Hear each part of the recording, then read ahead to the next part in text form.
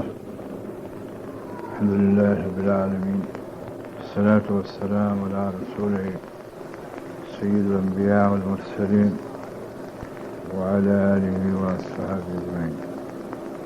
أما بعد، فأعوذ بالله من الشيطان بسم الله الرحمن الرحيم. قل متاع الدنيا إلا قليل. صدق اللہ العظیم. دوستوں اور بزرگوں، دنیا میں ہر ایک انسان اور ہر ایک جن اور ہر ایک درندہ اور پرندہ اور چرندہ اور سرندہ اپنی یہاں ضروریاتوں کو پورا کرنے کے لیے اپنے عقل اور شعور اور استعداد کے اعتبار سے کوشش کرتا ہے. حالانکہ یہاں کی ضروریات مقدر ہیں، باوجود مقدر ہونے کے یہ محنت کی جاتی ہے، کوشش کی جاتی ہے، اور مشرق تا مغرب، شمال اور جنوب اور بحر و بر کے ہر جاندار اس لیے کوشاں ہے. مگر وہ ضروریاتیں جس کی انتہا اللہ ہی جانتے ہیں، وہ آخرت کی ہے، وہ لامحدود ہیں، اس لیے کہ یہاں کی زندگی محدود فانی، وہاں کی لامحدود باقی. اگر یہ انسان یہیں رہ کر وہاں کی اپنی لامحدود ضروریاتوں کا سامان یہاں سے کر کے نہیں جائے گا تو وہ مقدر نہیں ہے جو مل جائے. یعنی ایک انسان اگر فٹ پاتھ پہ پڑا ہوا ہے، کوئی اپنی روٹی کے لیے کوشش نہیں کرتا، تو چونکہ مقدر ہے تو اس کے مقدر میں جو شے ہے اللہ کسی کے دل میں ڈال دیں گے، وہ پہنچا دے گا. لیکن آخرت میں یہ بات نہیں ہے کہ ماں اپنی نیکی میں سے کچھ دے اور باپ اپنی نیکی میں سے کچھ دے، یعنی کوئی بھی ہستی اپنی نیکی میں سے دے، یہ وہاں نہیں ہو سکتا. بلکہ دینا تو کجا، عبس وتولی کی صورت کو اٹھا کے قرآن کریم کو میں دیکھیے، وہ سب کے سب فرار ہو جائیں. یہ سب کے سب فرار ہو جائیں.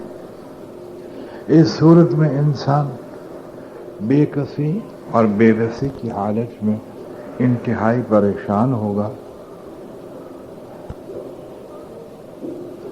جس نے یہاں پر وہاں کی ضروریاتوں کے لیے محنت نہیں. یہاں ضروریاتیں کھانے کی بھی ہیں، رہنے کی بھی ہے، مکان کی بھی ہے، بیوی کی بھی ہے اور دیگر بھی ضروریاتیں ہیں. لیکن اگر اس کو خواہشات پہ نہ لے جاؤ تو وہ محدود ہے. اور خواہشات اللہ تعالیٰ بچائے. جس کو اللہ اپنے غضب میں لانا چاہتے ہیں، اس کو دنیا میں خواہشات میں ڈالتے ہیں. جیسے نبی کریم صلی اللہ علیہ وسلم فرماتے ہیں، انسان کے پاس ایک سونے کی وادی ہو تو دوسری وادی کی طلب کرے گا. آپ نے فرمایا اس کا پیٹ مٹی بھرے گی. ایک مرتبہ دست اطہر یعنی ہاتھ مبارک آپ نے سر پر رکھا اور ایک ہاتھ لامبا کیا اور یوں فرمایا، جس کا مفہوم ہے کہ سر پر موت منڈلا رہی ہے، اور ہاتھ لامبا کر کے فرمایا امید لابی لابی. لیکن وہاں ہر چیز جو ہے وہ ضروریات کے اعتبار سے نہیں ہوگی، بلکہ ہر چیز نورانی خواہشات کے اعتبار سے ہوگی. اس لیے اللہ تبارک و تعالیٰ نے دنیا کے حکمران جو مجازی ہیں اور محتاج ہیں اور فانی ہیں، اس کے سکے کو رائج دینے میں کچھ قیمتیں طے کر رکھی ہیں. لیکن اللہ رب العزت نے نیکی کے خاکوں کو طے کر نہیں رکھا. یہ نیکی پہ اتنا ہی ملے گی، بلکہ جتنا چاہے وہ اتنا بڑا بڑا کے دے۔ یہ بہت سی صورتوں میں ایک صورت اس لیے بھی ہے کہ وہاں پر انسان کو ان نیکیوں کے ذریعے سے لامحدود خواہشات کی نعمتیں ملیں۔ تو جیسے میں نے عرض کیا کہ یہاں بھوک سے طبیعت تلملا جاتی ہے، وہاں بھی بھوک ہو۔ آتا ہے کتابوں میں اگر بھوک کا علاج نہ کیا تو انسان کئی سو سال تک جکن کھاتا رہے گا۔ جکن تو آپ جانتے، جس کو تھور کہتے ہیں، جس میں دودھ جیسا نکلتا ہے، جو جسم کے کسی حصے میں پڑ جائے تو ادھر بھی وہ تکلیف پہنچاتا ہے۔ کانٹے کھائے گا، جکم کھائے گا، اس درجے کی بھوک ہوگی جہنم میں۔ اور پانی پینے میں 500 سال تک پکارے گا پانی پانی، لیکن اللہ رب العزت کی طرف سے جواب نہیں ملے گا۔ 500 سال کے بعد جواب ملے گا کہ تو نے ہم کو بلا دیا تھا، میں بھی تجھے بھول چکا ہوں، چنانچہ حکم ہوگا اس کو پانی دو۔ جب اس کو پانی کھولتا ہوا دیا جائے گا تو اس کا اوپر کا ہونٹ اوپر چڑھ جائے گا اور نیچے کا ہونٹ ڈھل کر نیچے آ جائے گا، اور اتیڑیاں کٹ کر پیخان کے ذریعے سے نکل جائے گا، کیونکہ وہ جسم اتنا بڑا ہوگا کہ اقدار احد کے پہاڑ کے برابر ہوگا۔ احد کا پہاڑ 13.5 مائل لمبا ہے تقریباً، یا 13 مائل لمبا ہے تقریباً۔ ایک داڑھ اتنی بڑی۔ کامیابی اور ناکامی کی شکلیں تو موت کے بعد ہیں۔ یہاں کچھ کھانا مل جانا کوئی کامیابی نہیں ہے، اور کچھ مل جانا یہ نہ ملنا ناکامی نہیں ہے۔ کبرا اگر ملتا ہے تو کوئی کامیابی نہیں ہے، اور نہیں ملتا تو ناکامی ہے۔ یہاں کی کسی شے کے ملنے پر کامیابی وہ ہے کہ اس شکر گزار ہو انسان، اور نہ ملنے پر انسان صابر ہو تو یہ کامیابی ہے۔ یعنی صفات کے ساتھ اور صحیح صالح اعمال کے ساتھ جو گزرتی ہے اس کو گزار لے تو دکھ ہو تو بھی کامیابی ہے، لیکن وہاں کی ناکامی بے پناہ ہے۔ اس لیے اللہ رب العزت نے حضرت صلی اللہ علیہ وسلم کے ذریعے سے کامیابیوں کو بھی کھولا۔ ایسی کامیابی جو کامیابی کی ایک منزل جب انسان جنت کو دیکھے گا تو وہ 40 سال تک اس کو دیکھتا ہی رہے گا۔ ایک 40 منٹ آدمی نہیں کھڑا رہ سکتا، لیکن وہ حرکت نہیں کرے گا، جنبش نہیں کرے گا، اور 40 سال تک اس کو دیکھتا رہے گا حیرت سے۔ کوئی اندازہ لگا سکتا ہے کہ وہ کیسی نعمت ہوگی؟ جب اللہ کا فرشتہ قریب میں آئے گا، خدا کے بندے ان نعمتوں کو جو تو دیکھ رہا کا استعمال کر، وہ کہے گا کہ مجھے دیکھنے دیجیے۔ کہا دیکھتے دیکھتے 40 سال ہو گئے، اس کو پتہ بھی نہیں چلے گا۔ تو کامیابی کی شکلیں بھی ایسی اور ناکامی کی بھی شکلیں ایسی۔ تم کہو گے کافر کے لیے ناکامی ہے، معاف کرنا، کافر کے لیے ہمیشہ کے لیے ناکامی ہے۔ اور مسلمان اگر گر گیا، اس نے اپنی خواہشاتوں کو یہاں پورا کیا اور یہاں سے یہ تیاری کر کے نہ گیا تو اس کے لیے ناکامی عارضی ہے، لیکن پتہ ہے عارضی کیسی ہے؟ علماء فرماتے ہیں واللہ عالم بالصواب، کم از کم ایک مسلمان اگر ناکامی میں پڑ جائے گا تو 6000 سال تک دوزخ میں جلنا پڑے گا، اور اس کو کم از کم اگر سزا ہوگی تو آگ کے جوتے پہنا دیے جائیں گے، جس کی اس کی کھوپڑی کا بھیجا ایسے ابلے گا جیسے ہانڈی کے اندر پانی ابلتا ہے۔ یہ نہیں کہ مستثنی کر دیا مومن کو، یعنی ایمان والے کو، اس لیے ایمان پر اللہ رب العزت نے وعدہ نہیں کیا آمنوا وعملوا الصالحات۔ پوری طور سے کامیابی میں قرآن کریم میں کہیں ایمان پر پوری طور سے وعدہ اللہ نے نہیں کیا، آمنوا وعملوا الصالحات۔ صالحات ہماری صبح سے شام تک کی زندگی کو گھیر لیتا ہے۔ جسے دل کا تاثر ایمان کے اعتبار سے 24 گھنٹے گھیر لیتا ہے، کس کے لیے جیتا ہے، کس کے لیے کھاتا ہے، کس کے لیے پیتا ہے، کس کا تاثر لیتا ہے، دل شرک سے کتنا بچتا ہے، دل کفر سے کتنا بچتا ہے، دنیا کی محبت سے کتنا بچتا ہے۔ جو دل کو آسنائی نصیب ہوتی ہے اس سب میں دل کو تاثر الہیہ میں رکھنا، یہ 24 گھنٹے کا عمل ہے دل کا، اور جسم کا عمل حضرت محمد صلی اللہ علیہ وسلم کے طریقے ہیں کہ بیوی کے پاس کیسے چلتا ہے، گھر میں کیسے رہتا ہے، تجارت میں کیسے رہتا ہے، دفتر میں کیسے رہتا ہے، سوتا کیسے، جاگتا کیسے، پیخانے کیسے جاتا، تھوکتا کیسے وغیرہ۔ ایک لمحہ بھی ایسا نہیں جس میں حضور صلی اللہ علیہ وسلم کا طریقہ نہ دیا گیا ہو۔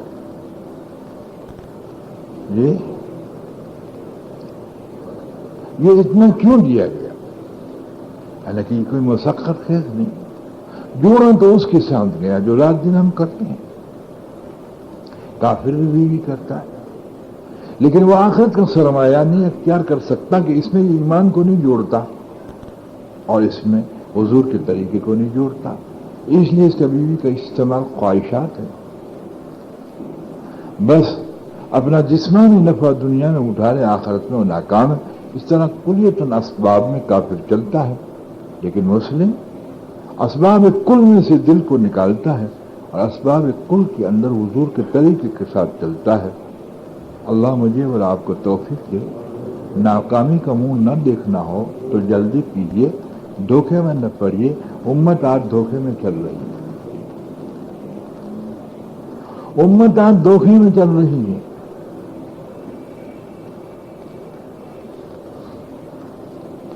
ہمیں جو اللہ پاک نے احکامات دیے ہیں وہ اسی لیے دیے ہیں۔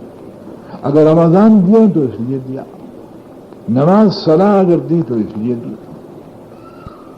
کہ استعمال کر لے اپنی زندگی کو انسان، تو یہ رمضان کو پاک تقوی کے ذریعے، اللہ کے ڈر کے ذریعے گناہوں سے بچ لے، نماز کو صحیح کر کے بے حیائی اور ناشائستہ باتوں سے بچ لے۔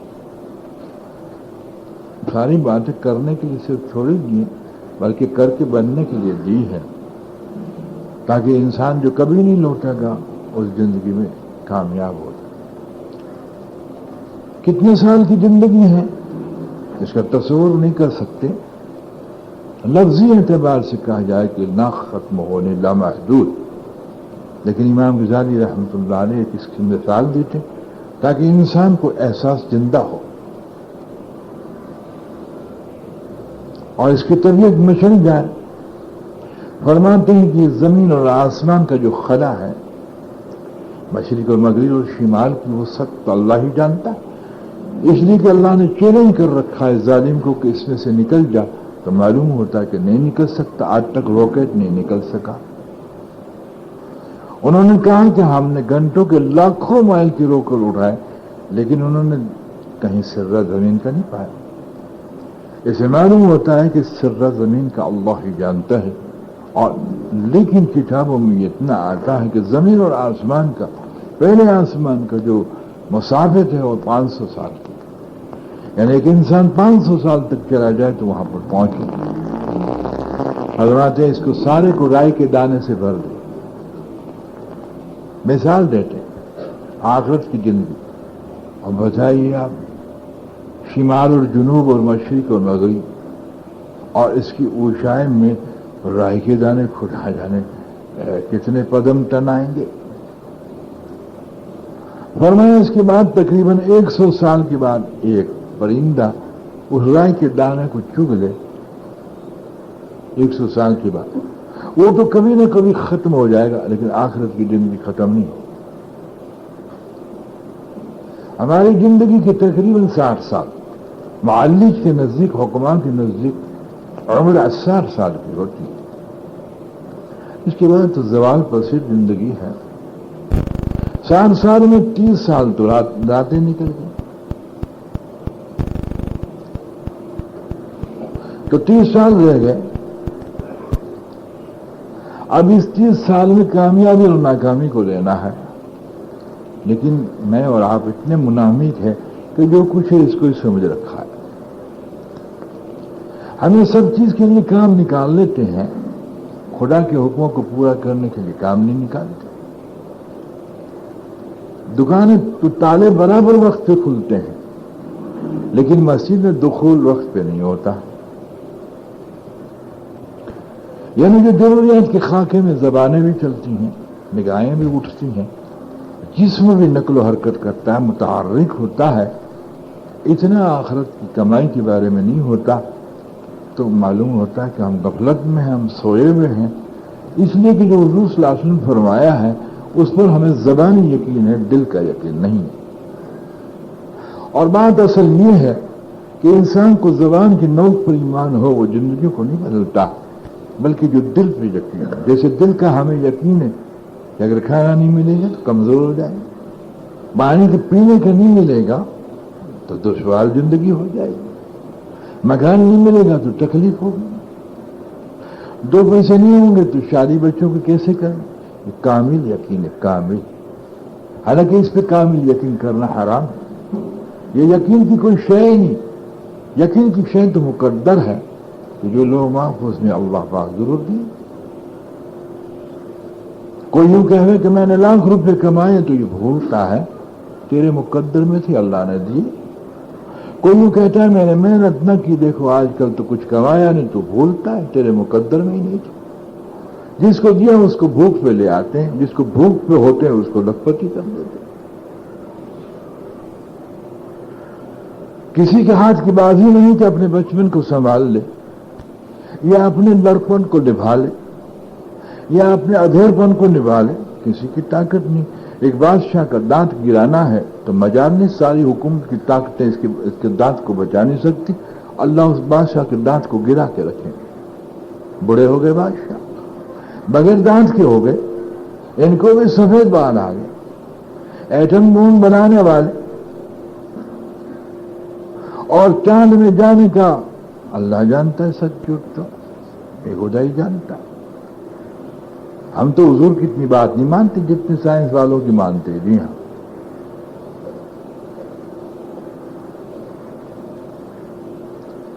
ان کے بھی زوال پذیر ہونے کا نقصہ وہ حل نہ کر سکے اور نہ کوئی کر سکے گا کہ سائنسداں بوڑھا نہ ہوا اور یہ کبھی بیمار بھی نہ ہوا بیچارہ، بلکہ اللہ بات یہ دکھا رہے ہیں، آپ نے بھی سنا ہوگا، جو جس لائن کا ماہر اللہ اس کو اسی میں مارتے تاکہ اس کا تکبر ٹوٹ جائے کہ میاں تو مسئلہ ہمارے ہاتھ میں نہیں ہے، مسئلہ تو اللہ کے ہاتھ میں ہے، کھانا ہمارے ہاتھ میں نہیں ہے، اللہ کے ہاتھ میں ہے کھلانا۔ ایک آدمی اس وقت بڑھیا چیز کھائے ہوئے ہوگا، پکائے ہوئے ہوگا، لیکن گھر پہ آنے پر متلی ہو جائے، گیس کا ابھار اگر آ جائے دل پر اور متلی شروع ہو جائے اور دل اختلاج پکڑ لے، اب سوچا سمجھی اسکیم گھر والے کہیں گے بھائی کو کھلائیں گے، اور خود نے بھی سوچا ہوگا کہ یہاں سے جا کے خوب ہاتھ ماروں گا، اب وہ کہے گا کہ طبیعت میں متلی ہوتی کہ آتی ہے، خدا کے لیے مجھے مجبور نہ کرو، میری جان نکلی جا رہی، ہر چیز خراب لگتی، کہ جناب تیرے ہاتھ میں تھا کھا لے۔ تو روزمرہ کی یہ تجربے ہیں، کس کو یہ تجربے نہیں ہوئے؟ لیکن فانی سے سبق نہیں لیا جاتا، اور ایک ہی رو ہے۔ پڑھا لکھا کہتا ہے کہ زیادہ سے زیادہ پڑھو کامیابی ہے، صنعتکار کہتا ہے صنعت کے نظام میں آگے بڑھو، اس میں کامیابی ہے۔ ہر ایک کہتا ہے آگے بڑھو، ٹھیک ہے، کتنا آگے بڑھنا ہے، کتنا آگے بڑھنا ہے؟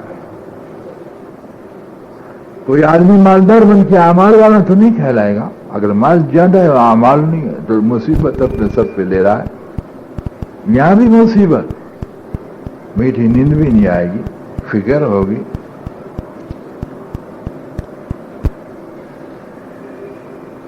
اگر قوتیں بڑھ گئی ہیں تو خواہشاتیں اور بڑھ جائیں گی، اور آدمی ضروریات کے پورے کرنے میں تو راحت اٹھاتا ہے، مثلا ایک شخص کے پاس زیادہ قوت اور بیوی کو بار بار استعمال کرتا ہے، پتہ ہے آپ کو، دن اس کا ویران بہت ہو جاتا ہے، لیکن اس میں اطمینان بھی باقی نہیں رہتا، وہ اور خواہشات چاہتا ہے اور کچھ کر لو۔ تو حدود سے آگے نکل جانا فاسق ہونا یہ خطرہ۔ تو اس یہاں پر دھرائی کیا ہے وہ آپ بتائیے؟ یہاں تو کچھ کر گزر کے آدمی چلا جائے، لیکن اس طرح سے چلا جائے کہ یہاں پر وہ باتیں کر لیں جو ان کو قبر میں بھی کام میں آئے، محشر میں بھی کام میں آئے۔ یہ تو نہ سمجھ لے کہ میں کسی سے لے لوں گا، کوئی نہیں دے گا، یہاں چھوڑ دو۔ جب یہاں بھیڑ پڑتی ہے، گردش اللہ دیتے ہیں تو سگا باپ 2 پیسے نہیں دیتا، ایسی کئی مثال ہے۔ سگا بھائی کھڑے نہیں دیتا، رشتہ دار روٹی تک بھی نہیں دیتے۔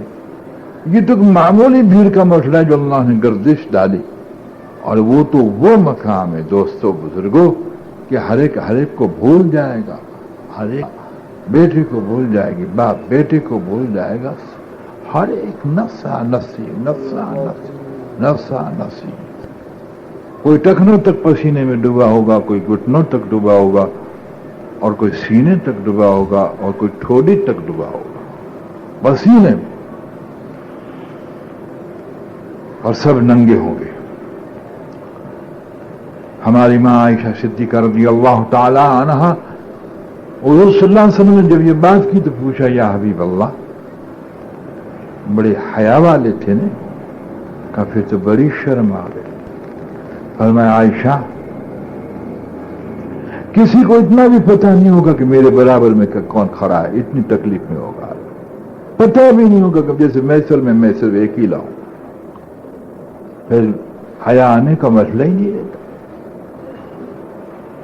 تو ہمارے آنکھاں بتا دے، لیکن ہم نے دل میں نہیں گاڑا اس کو، نہیں دل میں نہیں گاڑا۔ ہم تو 1 مہینہ 27 راتیں ایسے کر لیتے جسے سب کچھ کر چھوٹے اور خدا سے نجات پا لے۔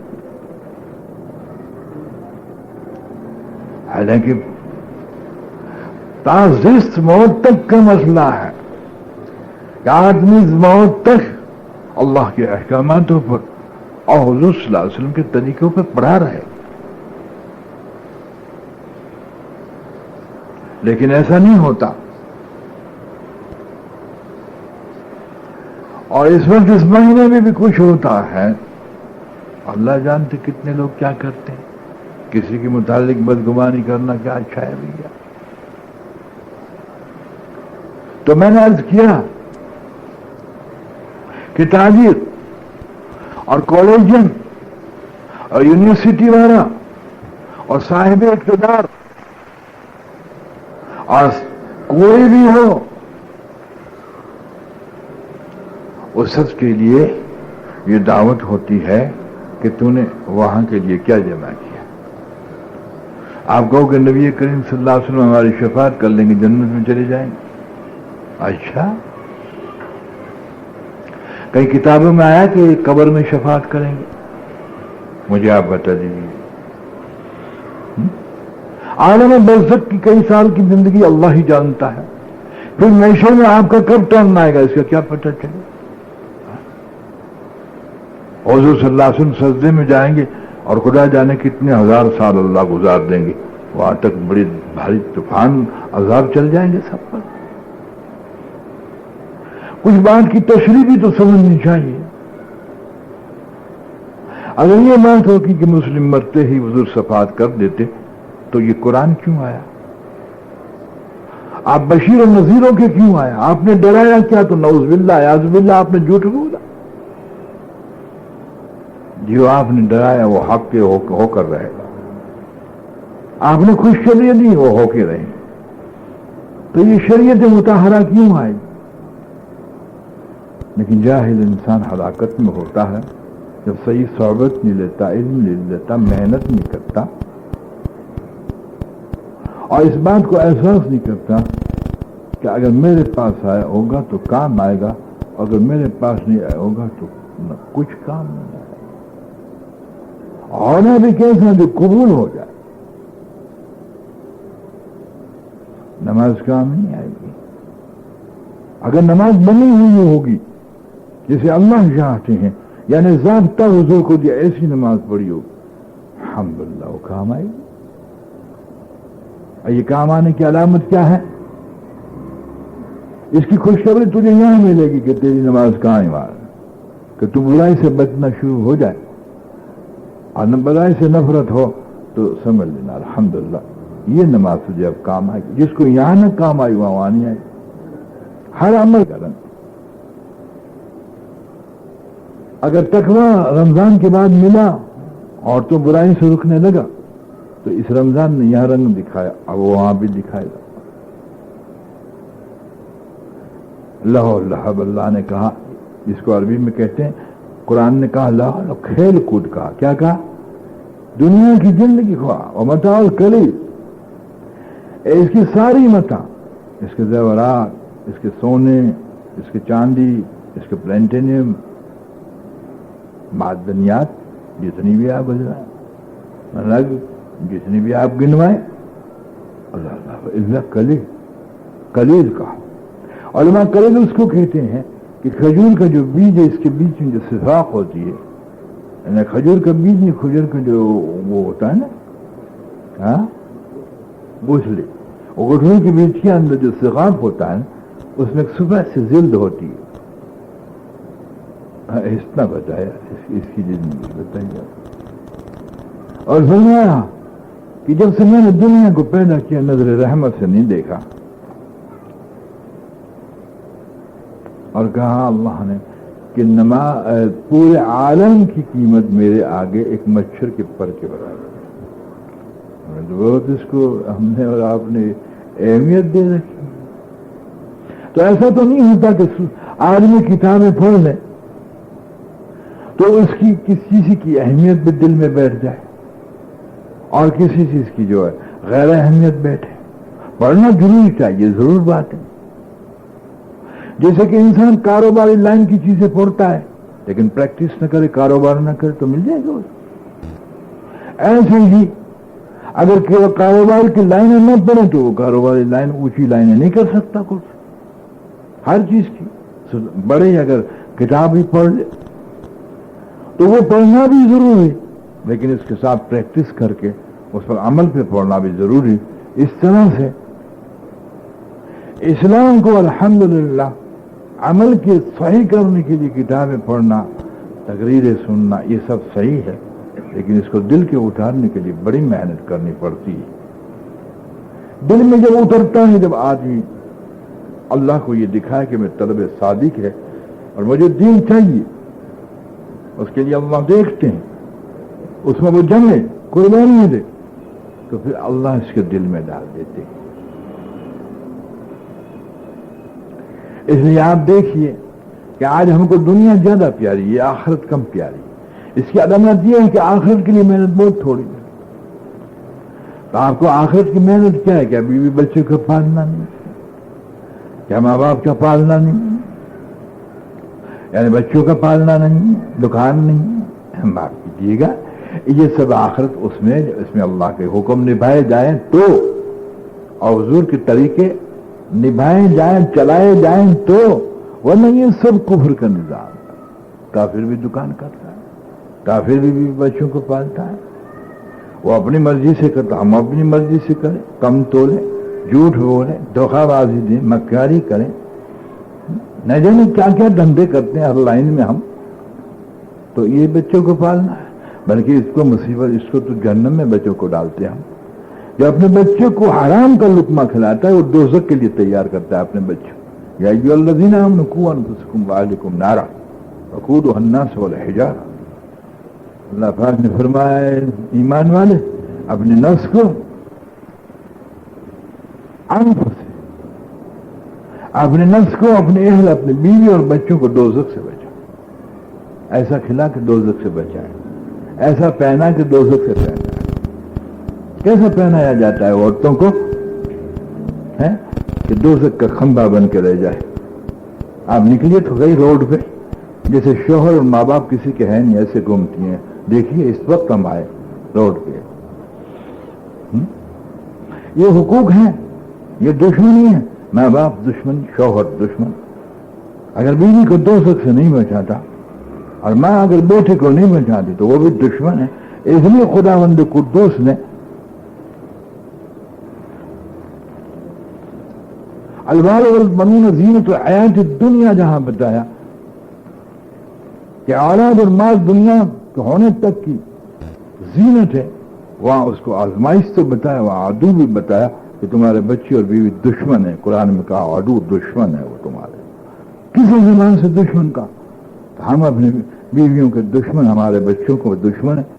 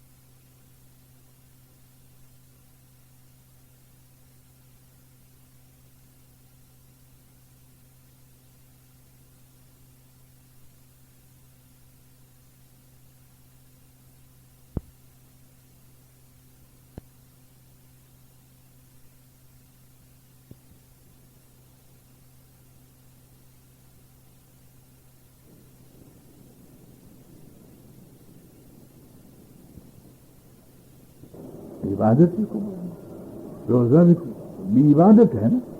یہ جسم کی عبادت ہے، نماز جسم کی عبادت ہے، حج مال اور جسم کی عبادت ہے. کوئی بھی چیز بلکہ اللہ کے پکارنا، اس میں بھی حضور کا طریقہ نا، وہ بھی اللہ کے یہاں قبول نہیں. آپ نے پیخانے میں اللہ کے دیا، اللہ کے دیا تو وہ اللہ کو پسند نہیں. حضور کا طریقہ نہیں کہ بیت الخلاء میں زبان سے اللہ نے کہو یا بدبوئیں آ رہی. لیکن اللہ تبارک و تعالی ہماری طلب کو اجاگر فرمائے. یہ دیکھیے کہ امت کے پاس سرمایہ تو محنت سے، دین بغیر محنت کا ہے. اس کے پاس مال مکان ہے، محنت کا ہے. ایک جھوپڑی بھی ہوگی تو اس میں جان لگی ہوئی ہوگی. جی ہاں، اس کے پاس نماز ہے. اول تو 96% امت میں نماز ہی نہیں ہے. 4% نماز پڑھتے 100 میں 4 آدمی امت میں. اس کی بھی نماز میں محنت نہیں. ہاں، اس جس کپڑے پہنے اس میں محنت ہے. اس نے مکان بنا رکھا ہے، اس میں محنت ہے. مال لگا ہوا ہے، محنت بھی. محنت نہیں تو صرف دین میں نہیں. وہ بغیر محنت کے لیتا ہے تو بغیر محنت کے بغیر سمجھتا ہوگا. اس میں علم صحیح نہیں ہوگا تو عمل درست نہیں بنے گے. اور اگر اخلاص کی حقیقت کو نہیں سمجھے گا تو وہ قبول نہیں ہوں گے. تو مختصر یہ دوستو، یہ نشست جو ہے وہ زندہ باد کرنے کے لیے تو نہیں ہے. اور آپ حضور کی کتنی کر لیں، اس سے کیا ہوتا ہے؟ تاریخ سے تو حضور ہاتھ نہیں پڑ جائیں گے کہ پھنس جائیں گے. ایک نعت ماشاءاللہ لکھ لی اچھی کہ شاعر بہت اونچے اور پڑھنے والے بھی للکار کر پڑھ لی.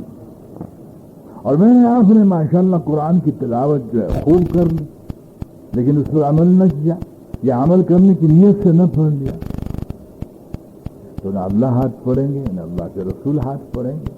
وہ تو ایک مستحیل مقصد بنا کہ محنت کرنی پڑے. جب اللہ حقیقت دیں گے پھر کیا ہوگا؟ جو آج دنیا میں سب کچھ دکھائی دے رہا ہے اور کچھ ہاتھ نہیں آتا، اور پھر دین میں سب کچھ دکھائی دے گا اور سب کچھ ہاتھ پڑ جائے گا. پھر آپ کو دین کے ذریعے صحت بھی ملی. آپ دیکھتے ہیں ہمارے پاس تو کیس آتے ہیں، حالانکہ میں تو کمزور ہوں، میں تو بزرگوں کی برکتیں ہیں، اللہ کا کرم ہے، حضور کا صدقہ. اچھے اچھے ڈاکٹر بھی آ رہے ہیں، بیچارے حکیم بھی آ رہے ہیں. جی ہاں، کہ جو نقطہ حل نہیں ہوتا سائنسدانوں سے، صحت کا نقشہ، مصیبت کا نقشہ، اللہ اگر مصیبت ڈال دے، خدا پاک کی قسم عالم کے سارے سائنسداں مل کے مصیبت کو حل نہیں کر سکتے. لیکن جس کو اللہ نے نور دیا ہے اس کے ہاتھ اٹھنے پہ مصیبتیں اللہ دور کر دیتے. مصیبتیں دور نہیں ہوتی اسباب، آپ مر جاؤ سب پٹک پٹک کر. میں ناممکن ہے. جس کو بھی کفاروں کو، دہریوں کو اللہ پھانستے ہیں نا، وہ پھر کیا کہتے ہیں پتہ ہے آپ کو؟ یا تو شراب کی بوتلیں پی کر اپنے آپ کو بے خبر رکھتے ہیں، یا کوئی ایسی گولی کھا لیتے ہیں جسے خودکشی کر لیتے ہیں، جان چھٹی بابا. لیکن دین کے اندر ساری چیزیں، ہمیں دین میں روٹی نظر نہیں آتی. جس کو دین میں روٹی نظر نہ آوے وہ تو بے روٹی کا دین ہے. اس روٹی کی، اس کے تو اٹھنی بھی اس دین کی قیمت تھی. ہمیں دین میں عزت نظر نہیں آتی، مال میں نظر آتی. مال نہیں ہوگا تو کون ہمیں آؤ بھگت کہے گا؟ یہ تو شرک کے کھاتے ہیں. تو شرک کے ساتھ توحید کا جملہ بولنا، یہ تو عذاب کے لیے اپنے آپ کو تیار کرنا ہے. بڑی دھوکے بازی. کافر پہ کیا انگلی اٹھاتے ہیں ہم کہ کافر برا ہے؟ اپنے کفر کی طرف انگلی اٹھائیں کہ یہ اندر کفر کتنا برا ہے. اس محنت کے ذریعے سے یہی کہا جاتا ہے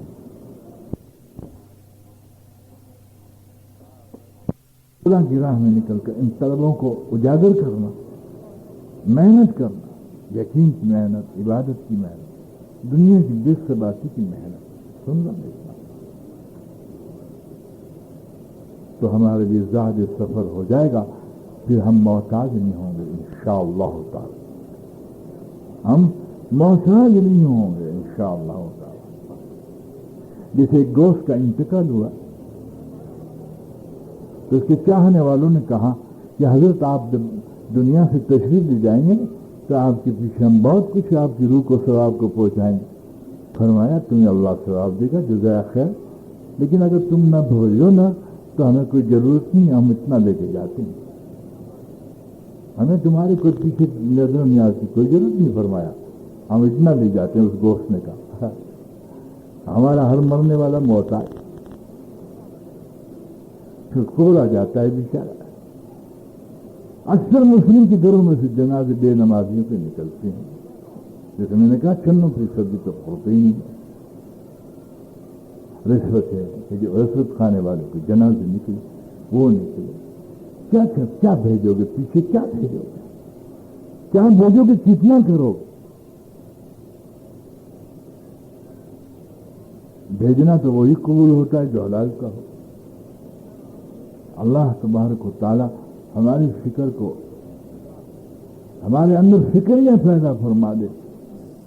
اس کے لیے اللہ سے ماننا پڑتا ہے. اسلام اللہ زبردستی نہیں چپکاتا، یہ نوٹ کرنا ہو نہیں، بلکہ یہ طلب صادق کے ساتھ اللہ سے مانگنا پڑتا ہے. اور مطمئن نہیں ہونا چاہیے کہ ہم نے جو کیا وہ ٹھیک ہے. اللہ ہم سب کو قبول فرمائے.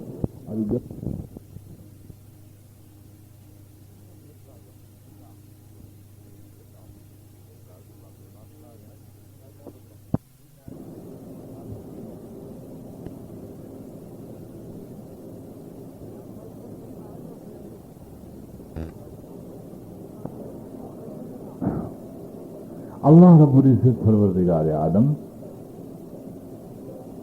نے جو ضابطۂ دین دیا ہے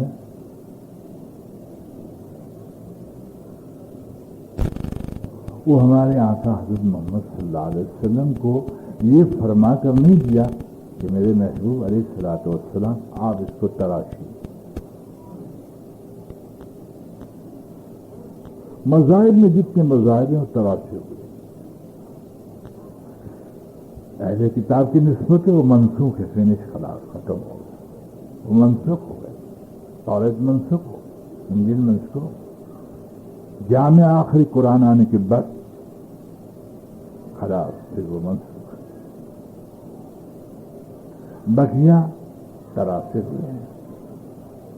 یہاں اسلام تو اس حقیقت کو بتاتا ہے کہ سید الکونین نبی الکریم علیہ الصلوۃ والسلام بھی تو اللہ نے نہ حکم دیا نہ اجازت دی کہ آپ ایک قانون بھی تراشیں، اس لیے کہ بشر کا قانون تراشا ہوا دین بنتا ہے، اس لیے تو بزرگوں کا قول حجت نہیں ہے۔ اللہ اکبر، اگر اس قرآن اور حدیث کی روشنی میں تو اس کو اپنانا سبحان اللہ بہت اچھی بات ہے۔ تو حضور صلی اللہ علیہ وسلم کی حدیث وحی ثانی کہلاتی ہے، اور اس قرآن اس کا گواہ ہے کہ مطلق وحی قرآن ہے۔ یہ کہاں سے نکلی؟ کہ ہماری ذات میں سے نکلی، قرآن اللہ کی ذات میں سے نکلا، عرش اعظم میں نکلا، لوح محفوظ میں نکلا، لوح محفوظ میں لکھا گیا، حضور اقدس صلی اللہ علیہ وسلم کے قلب پاک پر نازل کیا گیا، نکلا اپنی ذات میں سے۔ کلام کس؟ آپ کا کلام آپ کہاں سے نکلتا ہے؟ آپ کی ذات میں سے نکلتا ہے یا دیوار میں سے نکلتا؟ اللہ کا کلام اللہ میں سے نکلا، یہ حقیقی وحی ہے۔ پھر وحی ثانی حضور صلی اللہ علیہ وسلم پر آئے، اور یوں اللہ نے فرمایا میرے محبوب وہی کہتے ہیں جو ہم کہلواتے، وہی کہتے ہیں جو ہم کہلواتے۔ تو معلوم ہوتا ہے کہ حضور کو بھی کوئی بات تراشنے کی اجازت نہ ملی۔ حدیث قدسی کے اعتبار سے بات ہو تو اور حدیث نبوی کے اعتبار سے ہو، دونوں اعتبار سے الحمدللہ جہاں حضور صلی اللہ علیہ وسلم نے سنا اپنے بشیرت عالیہ سے جہاں کے دین کی کوئی بات چلانا چاہی وہاں اللہ نے روکا ہے۔ یعنی رشتہ داروں کو کھانے کا کہا اس لیے وہ کفار تھے تاکہ وہ دعوت دیں، تو اپنی نوعیت سے کہا تو وہی نازل ہوئی، اے میرے پیارے جسے ہم کہیں ایسے ڈراؤ، آپ جیسے چاہتے ہیں ایسے نہ ڈراؤ۔ یہ کیوں کیا؟ یہ میرے آقا کا انسلٹ نہیں تھا، نہیں، اعجاز تھا کہ آپ خاتم النبی سچے ہیں۔ دین اس کو کہتے ہیں جو مطلق خدا کے ہاتھ میں جس کے لگاؤ، لیکن آج تو ہم نے دین کو ایسا بگاڑا ہے کہ خدا کی پنی، حضور نے جو کیا وہ نہیں کیا ہم نے۔ اس لیے وحی ثانی کے مقابلے میں جو انسان عمل اختیار کرتا ہے وہ بدعت بنتا ہے۔ اس لیے حضور نے فرمایا کل بدعت ضلالہ، ہر بدعت نئی بات تم نے پیدا کی مذہب میں، فرمایا گمراہی، اور فرمایا کہ گمراہی کا ٹھکانہ جہنم میں، اور فرمایا بدعت کرنے والوں کا اکرام بھی نہ کرو، اس مسلم کا اکرام کرنا بھی اجازت نہیں۔ اس قدر چوکھن میں کیوں رکھا دوستو بزرگوں؟ اس لیے کہ شیطان دشمن، انسان نفس رکھتا ہے اور اپنے جذبات پہ آ کر نہ کرنے کا کر چھپتا ہے۔ نہ درود اپنی مرضی پر سے پڑھنے کا آرڈر، نہ نماز اپنی مرضی کے مطابق پڑھنے کا آرڈر، کوئی شے عبادت کی اگر اپنی مرضی سے ہم نے کی تو جہنم کا منہ دیکھنا پڑے گا۔ مستند آپ کے قول اور فعل سے ثابت ہونی چاہیے کہ حضور نے کیا ہے اور کہا ہے، یہ دونوں میں اگر بات نہیں ہے کیا سارا ہی فیصلے کی الگ بات ہے، وہ تو فیصلہ ہے رقا کے اعتبار سے، یہ عمل کی بات کرتا ہوں، اور کیا سارے کا فتویٰ گاہے آتا ہے، روزانہ تھوڑا آتا ہے اور کسی کی فرض کے پلے پڑتا ہے، اجتماعی امت کے لیے تھوڑے یہ بات پلے پڑتی ہے، ہو سکتا ہے کوئی مضمون امت کے لیے بھی فرض پڑ جائے، لیکن وہ گاہے ہوتا ہے۔ چنانچہ سیدنا عمر رضی اللہ تعالیٰ عنہ نے دیکھا کہ ایک شخص کو چھینک آئی رہا تو کہا الحمدللہ۔ آتا ہے نا مشکات کے اندر کہ حضور صلی اللہ علیہ وسلم تشریف فرما کے ایک شخص نے چھینک کھائے، آپ اس نے کہا الحمدللہ، آپ نے کہا یرحمکم اللہ۔ دوسرے شخص نے شیک کھائے, آپ نے یا حکم اللہ نہیں کہا, تو اس نے کیا میرے ماں قربانی یا حبیب اللہ, میرے لیے تو آپ نے یا رحمکم اللہ نہیں کہا, تو نے الحمدللہ نہیں کہا. تیسرے شخص نے ایک چھینک کھائے, دوسری کھائے, غالباً تیسری بھی کھائے, تو آپ نے جواب برابر دیا, لیکن غالباً چوتھے پہ نہیں جواب دیا. فرمایا یہ شخص بیمار ہے. معلوم ہوا کہ 3 چھینک پہ زیادہ چھینک ہو جائے تو پھر جواب دینا بھی نہیں منع ہے, اور انہوں نے اس لیے کہ وہ پھر بیماری ہے. بیماری میں تو 100 چھینکیں آ جاتی. کتنی بندش کی یہ قانون. تو اس شخص کو چھینک آئے, فاروق اعظم نے دیکھا, اس نے الحمدللہ کہہ کے کہا اللہم صلی علی محمد وعلی آل محمد. وہیں اس کو پکڑ لیا فاروق اعظم نے. تو مجھے بتا, یا صحابی ہوگا یا تابعی ہوگا, تو مجھے بتا کہ رسول پاک نے چھینک کو ہم کو کیا سکھایا؟ الحمدللہ کہ درود پھر پڑھنا سکھایا کہ نہیں. پھر ظالم تو نے مذہب میں کیوں بات بڑھائی؟ وہ مانا محبت نہیں ہے, جذبہ نہیں. محبت جذبہ ہے حضور کی غلامی, جو آپ نے کیا اور کرو, ورنہ اس کے یہ جذبہ بھی آپ کو دوزخ میں لے جائے گا. یہ درود پڑھنا بھی کہیں کا نہیں لے سکا, اس لیے کہ تم نے حضور کی زندگی کو بگاڑا, ڈانٹا, وہ ٹھرا گیا اور توبہ کی. لیکن انسان اپنے ساتھ نفس رکھتا ہے, اور آپ کو پتہ ہے نفس میں جذبات ہوتے ہیں, اور جذبات رکھنے والا نفس کا کو مشورہ دینے والا شیطان ہوتا ہے. النفس الذی یوسوس فی صدور الناس, جسے آپ نے دیکھا ہوگا کہ دنیا میں بھی کچھ قانون ہے کہ نہیں ہے. قانون بیوی کو بوسہ دینے کا قانون ہے کہ اس کے گال پہ بوسہ دے یا اس کی شرمگاہ پہ بوسہ دے. نہیں بولو تو یہ دنیا کا قانون بھی بنایا ہوا ہے. حالانکہ اسلام کے دائرے میں بھی ہے کہ گال پہ بوسہ دینا, لیکن آپ دیکھا جذبات کے ساتھ جب ماں آتی ہے جذبات پہ, تو اپنے ننھے بچے کو اوندا کر کے اس کی پیٹھ پر یعنی اس کی چوٹ دیتی ہے. آپ نے دیکھو میرا لال جذبات, اور جذبات خطرناک ہوتے ہیں. اگر وہ قانون سے مرتب نہ ہو تو انسان ہلاک ہو جاتا ہے. قانون سے مرتب نہ ہو تو وہ ہلاک ہو جاتا ہے. چنانچہ ماں اس کی پیٹھ پہ بوسہ دیتی ہے. حالانکہ دنیا کی کسی چیز کا قانون نہیں ہے کہ یہ بوسہ لینے کی جگہ نہیں ہے. یہ میں نے اس لیے کیا کہ انسان یوں سمجھتا ہے کہ میں دیندار ہوں, لیکن یہ پتہ نہیں ہے کہ تم نے دین کی محنت کر کے دین کو نہیں لیا تو کیسا دیندار. والذین جاہدوا فینا لنہدینہم سبلنا وان اللہ لمع المحسنین. جو ہماری راہوں میں محنت کرتے, میں کرتا, معاف کیجیے گا ورنہ آپ کو تعصب پیدا ہو جائے گا. تو حضرت محمد صلی اللہ علیہ وسلم کی اس زندگی کی دعوت دیتا ہوں میری نفس کو اور آپ کو, کہ جو ہماری راہوں میں محنت کرتے ہیں ہم اس کے لیے راستے کھول دیتے ہیں, اور ہم یوں سمجھتے ہیں کہ یہ سب کچھ کر رہے ہیں نا بیوی بچوں کا, وہ دین ہے. صحیح, یہ اس وقت دین ہے جو اس میں اللہ کا حکم نہ ٹوٹتا ہو اور حضور صلی اللہ علیہ وسلم کا طریقہ نہ چھوٹتا ہو, ورنہ یہ سارا کفر کا نظام ہے, سب کفر کا نظام. ہماری تجارت بھی کفر کا نظام, ہمارا اقتصادی نظام بھی کفر, سیاست بھی ہماری کفر, اور ہمارے دفاتر بھی کفر. اگر اس میں اللہ کے حکم نہ ہو اور حضور صلی اللہ علیہ وسلم کا طریقہ نہ ہو تو سارا کفر کا نظام ہے. تو جیسے کافر ہمیشہ جہنم میں جائے گا, ایسے کفر والا مسلم لاکھوں سال جہنم میں جلے گا یا کم و بیش چلے گا. اور صاف کھول کے اللہ کے رسول صلی اللہ علیہ وسلم نے اس کی حدیثیں بیان کی ہیں. جہاں اخلاق کی گراوٹ پر دوزخوں کی خبر دی ہے گن کے, وہاں شرک پہ بھی خبریں دی ہیں, اور وہاں بدعات پہ بھی خبریں دی ہیں, وہاں کفر پہ بھی خبر دی, اور وہاں منافقت پہ بھی خبر دی. ایک کے الگ جو ہے آپ نے عذاب گنوائے ہیں. اس لیے تو آپ کو نذیر کہا گیا, ڈرانے والا, اور ایک عمل کی کامیابی گنوائی ہے جس اعتبار سے آپ کو بشیر کہا گیا. یہ آدمی جو کرتے یہ فلاں کام نہیں کرتا صحیح مسلمان نہیں. سبحان اللہ. تجھے خود کو پتہ نہیں تو کرتا یہ چیز صحیح ہے یا نہیں.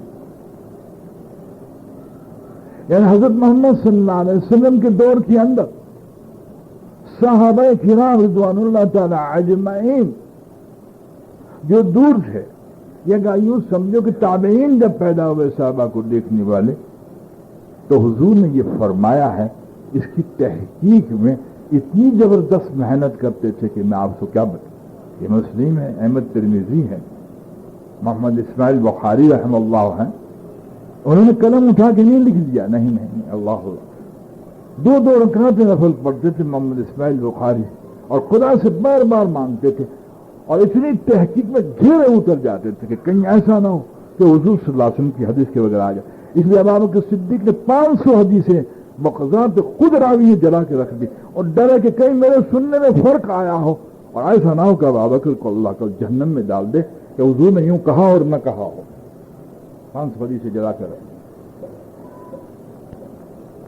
ہمارے یہاں تر چل رہی ہے اس بات سے. چنانچہ ایک شخص سفر کرتا تو ایک شخص نے سفر کیا کہ فلاں شخص کے پاس حضور صلی اللہ علیہ وسلم کی حدیث. جب وہ وہاں گیا، 1 مہینے کی مسافت اور ریگستان میں گرمیوں میں، کیسا شوق. یہاں تو ہمارے مدرسے ہیں تو بھی کوئی حدیث نہیں سیکھتا، 10 بیٹھے وہ اور سبحان اللہ. تو پھر بیوی بچے کی غلامی کے لیے پیدا ہوا. تجھے کل پتہ چلے گا کہ تو نے اسلام کو کچھ بات سمجھی تھی. جب تو دین نہیں سمجھتا تو بیوی بچوں کو کیا سمجھاتا. یہ بات آپ یاد رکھنا کہ آدمی اپنے بیٹے کی شادی کروا دیتا ہے، میں حق ادا کرتا ہوں، تو ظلم کر رہا ہے اس لیے کہ تو نے اچھے سے اچھے جوڑے بنا دیے، لکس صابن رکھ دیا، پہلی رات بیوی سے ملے گا، خوشبوئیں رکھ دی، گھر سجا دیا، ٹھیک ہے نا، اور غسل کے فرض ہی نہیں سکھائے. بارے تیرا حق ادا کرنا وا نہ دلہن جانے غسل کا فرض. میں آپ کو سینہ ٹھوک کے کہتا ہوں، میں نے حاجیوں کو دیکھا جو 60 سال کے غسل کے فرض تک نہیں آتے. آپ امت کے اندر تو اترے، آپ کو پتہ چلے، عورتوں میں اندر اترے، اس کو پتہ چلے. آپ نے حق ادا کیا. وہ ناپاک کا ناپاک ہی رہا، جس کا غسل نہ اترا اس کا وضو کیسا، اور جس کا وضو نہیں اس کی نماز کی اسی حال میں یہ مر جاوے. بلا ان کا کیا حال ہو. تو ہمارا مقصد دنیا میں یہی ہے اس وقت ماشاءاللہ، دنیا جو نظر آتی. چنانچہ 1 مہینے کی مسافت کے بعد جب ادھر پہنچے ہیں تو ان کے ہاتھ میں ایک بچہ تھا، چھوٹا شیر خال. اس کو خوش کرنے کے لیے ماشاءاللہ جیسے آدمی باتیں کرتا ہے، اس میں جب بچہ تھوڑا سا رونے لگا تو انہوں نے انگلی اٹھا کے کہا، ارے رو نو بیٹا، دیکھو وہ کوا، دیکھ لو وہ کوا. وہ شخص جو تھا کہ اس کے پاس حدیث سے اس نے دیکھا کہ انگلی اٹھاتا ہے وہاں کوا تو نہیں، اور یہ بچے کو خوش کرنے کے لیے کہتے کوا ہے. تو کہا اس کی حدیث میں کیسے لوں کہ جو بچے کو راضی کرنے کے لیے جھوٹ بولتا ہے اس کی حدیث پہ میں اعتبار نہیں کر سکتا. لوٹ گئے واپس. ہماری کوئی تحقیقات نہیں ہے کہ کیا ہے مانا. کوئی دین میں آگے بڑھ جاتا ہے اور داڑھی رکھ لیتا ہے تو یہ نہیں پوچھتا کہ حضور نے داڑھی کیسے رکھی.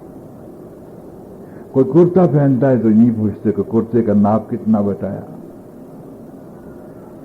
جوتے پہنتے ہیں تو روزانہ میں دیکھتا ہوں، میری آنکھوں نے بس ہو گئے، بہت تھوڑے کو دیکھا جیسے حضور جوتے پہنتے ویسے پہنا ہو. جتنے بھی نماز نکل جاتے ہیں تقریباً 99% کوئی حضور نے جوتے پہنے اس طرح نہیں پہنتا. نمازیوں کا یہ، دینداروں کا یہ حال. لیکن جوتے تو اس نے پہن لیے، اس نے کفر سے مصابہت کی. اور اگر حضور صلی اللہ علیہ وسلم نے جیسے جوتے پہنے ایسے تو پہنتا تو تجھے پتا ہے کہ حضور کی ایک ادا پر جو مستحب کے درجے پر ہے آتا ہے کہ اللہ 14 طبق کے خزانوں سے زیادہ جنت میں دے گے اس کو نعمت، ایک مستحب پر.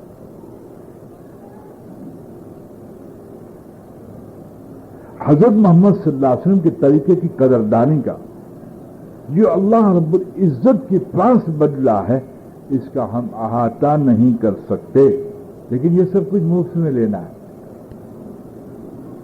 جیسے کہ رسول پاک کا ہم نے کانٹریکٹ رکھ رکھا ہے، امت نے کانٹریکٹ لے رکھا ہے، ہمارے کانٹریکٹ میں ہمارے نبی ہیں، تیرے نبی ہیں، حضور تو اس کے نبی ہیں جو ان کے غلام ہیں، تیرے نبی کیسے؟ باغی کے نبی کیسے؟ باغی کے نبی کیسے؟ جس نے شادیوں میں سے نکال دیا، جس نے اپنے لباسوں اور چہروں میں سے نکال دیا، جس نے تجارتوں میں سے نکال دیا، جس نے سیاست میں سے نکال دیا، جس نے دفتروں میں سے نکال دیا، اس کا نبی کیا تھا؟ اس کا وہ تو منکر ہے۔ حضور صلی اللہ علیہ وسلم کو صحابہ نے پوچھا، یا حبیب اللہ منکر کون ہے؟ فرمایا جو میں زندگی لایا ہوں اس کو نہ اپنائے وہ منکر ہے۔ دیکھل میں پھٹتا ہے۔ ہم یہاں جتنا بیوی کا مانے اتنا حضور کو نہ مانے، نہیں ٹھیک ہے، جتنا افسر کا مانے نا اتنا نہ حضور کا مانے کہ افسر نکال دے گا نوکری سے کہ اللہ نکال دے گا امت سے۔ کیسا ڈینڈ پنا اور کتنا سیاہ دل کہ اللہ رحیم، رحمت کی شرح کرنا نہ آوے، یعنی رحمت کی شرح نہ کرنا آوے کہ ہم ظلم پہ ظلم کے دیے جائیں کہ رحیم میں کا کیا مطلب کہ اللہ ظالموں کی تائید کرتا ہے، اللہ ظالموں کی تائید کرتا ہے۔ حلیم ہے وہ ڈھیل دیتا ہے، حلیم کو ہم رحیم کہتے ہیں۔ جب انسان کی اللہ پاک سمجھ کھوج کر دے تو سمجھنا کہ اللہ نے اس کو ارادہ کیا ہے جہنم میں ڈال دے گا۔ جس کے ساتھ اللہ بھلائی کرے اس کو دین کی سمجھ دیتے ہیں۔ ساری سمجھے ہم لے کے بیٹھے نہیں، ہم چالاک ہیں، ہم ہوشیار نہیں ہیں، خدا چالاکی سے بچائے۔ سیدنا علی فرماتے ہیں چالاک مکار باز ہوتا ہے، اس سے دور بھاگ، اور دانشمند بہت اونچا ہوتا ہے۔ دانا وہ ہے جس کو اللہ نے دین کی سمجھ دی۔ خود حضور صلی اللہ علیہ وسلم فرماتے ہیں اللہ پاک جس کے ساتھ بھلائی کرتے ہیں اس کو دین کی سمجھ دیتے ہیں۔ یہ بخاری شریف اور ترمذی شریف کی حدیث ہے۔ آگے مسلم شریف کی حدیث میں کچھ الفاظ یاد آتے ہیں، فرماتے ہیں اللہ جس کے ساتھ بھلائی کرتے ہیں اس پر شریعت کے بھید کھولتے ہیں۔ اللہ، ہمیں بھید کی کیا ضرورت، ہمیں کیا ضرورت؟ اس لیے شیطان نے دیکھا کہ کیا کیا جائے کہ اس میں اختلاف ڈال دو، اس میں اختلاف ڈال دو اور فرقہ بازی پیدا کر دو، اور یہ جم کر بات اس کے دلوں میں جما دو کہ فلاں فرقے والا ہے وہ غلط ہے اور میں صحیح ہوں، بس میرے لیے پھر یہ کافی، پھر میں بے فکر ہوں۔ اس لیے امت اپنی عزت کو کھو بیٹھی۔ پورے عالم میں آج دن منایا جاتا ہے بیت المقدس کا، نہیں بڑے زور شور سے بیت المقدس کا کیا منایا جاتا ہے؟ دن منایا جاتا ہے۔ کیا کہا جائے گا؟ اے اللہ یہودیوں کی توپوں میں کیڑے ڈال دے، نہیں یہ دعائیں اللہ قبول کریں گے؟ نہیں، واہ، جو کام جہاد کا وہ دعا سے لینا چاہتے ہیں، اس سے بڑی بے وقوفی اور جہالت کیا ہو سکتی ہے؟ جہاں جان دینے کا موقع ہو وہاں لقمہ اللہ کو دے دو ایک فقیر کو، اس کو اللہ نے قبول فرماتے ہیں۔ جو تقاضے وہ پورا کرنا پڑتا۔ کیا ہوگا جناب؟ نہیں مجھے بتائیں کیا ہوگا؟ کل لی دعائیں کیا، کر لو دعائیں کر لو۔ انفرادیت کے اعتبار سے اگر آپ کے پاس کوئی فقیر آ جائے، مسکین آ جائے، یا آپ کا عزیز غریب آ جائے اور آپ دو پیسے رکھتے ہیں اور آپ نے دل سے دعا دی اللہ ان کو کاروبار پہ لگا دے، ان کے رزق کے مسئلے کو حل کر دے، خدا یہ تمہاری دعا کو منہ پہ مار دے گا۔ اپنے پیٹی کھول کے اگر 10 روپے آپ نے اسے کھولا دیے، دینا کچھ نہیں اور دعا دے دینا، یہ تو دعا نہیں ہے، یہ تو مکاری ہے کہ تو 10 روپیہ دیتا مسکین کو اور پھر دعا دیتا تو 10 روپے بھی قبول ہوتے، دعا بھی قبول ہوتی کہ نہیں، اور رشتے دار دعا دے گا اگر ظالم دعا سے ہی نپٹانا چاہتا ہے، مسلم جان دینے کا تقاضا ہے وہ دعا سے نپٹانا چاہتا ہے. سبحان اللہ. کیوں؟ کہ اس کو نہ جان دینا ہے نہ جان کھپانا ہے، اس کو تو اپنے مسئلے حل کرنے ہیں، بینکیں بھرنی ہیں، مزے کرنی ہے بس. سیاست والوں کو اپنی سیاست چمکانی، اقتصادی نظام والوں کو اپنی صنعتیں چمکانی، دفتر والوں کو اپنے رسگلے کرنے ہیں، تاجروں کو اپنی ذات کو اونچا کرنا ہے.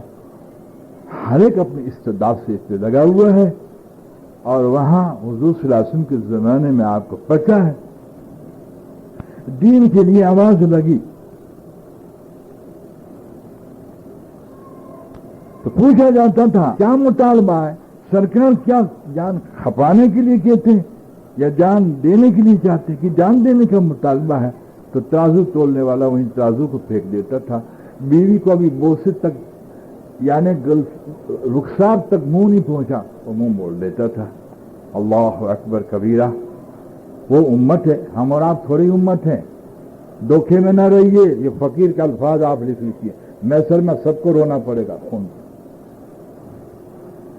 چنانچہ ایک صحابی آپ کے پاس آتے ہیں، اتنے بے ڈول. خدا نے بنایا جس کو جیسا چاہے وہ بنا دیتے. شکل دیکھتے ہی آدمی کو معلوم ہو گڑے پڑے ہوئے ہیں، کالے لوکھٹ. یا حبیب اللہ صلی اللہ علیہ وسلم سارے انبیاؤں کی سنت شادی کرنا ہے، اور آپ کا بھی شادی فلیس منی، میری امت میں نہیں جو شادی نہ کرے. یعنی ایسا نہ کہ نام مرد نہ ہو، ہاں حق ادا کر سکتا ہو جانی اور مالی، وہ شادی نہ کرے تو حضور کی امت میں نہیں ہے، فلیس منی.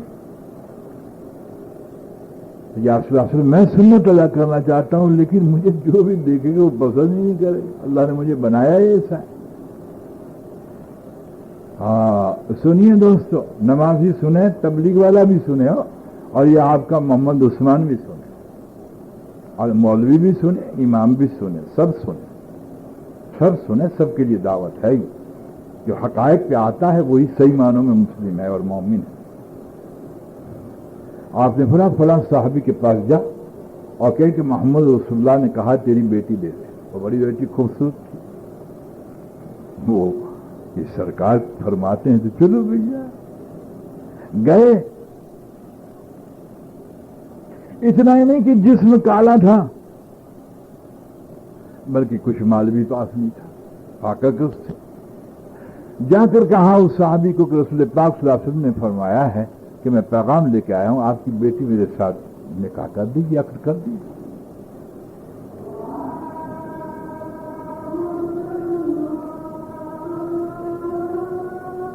اس کو پورا کر لیتے مگر بہت زیادہ لمبا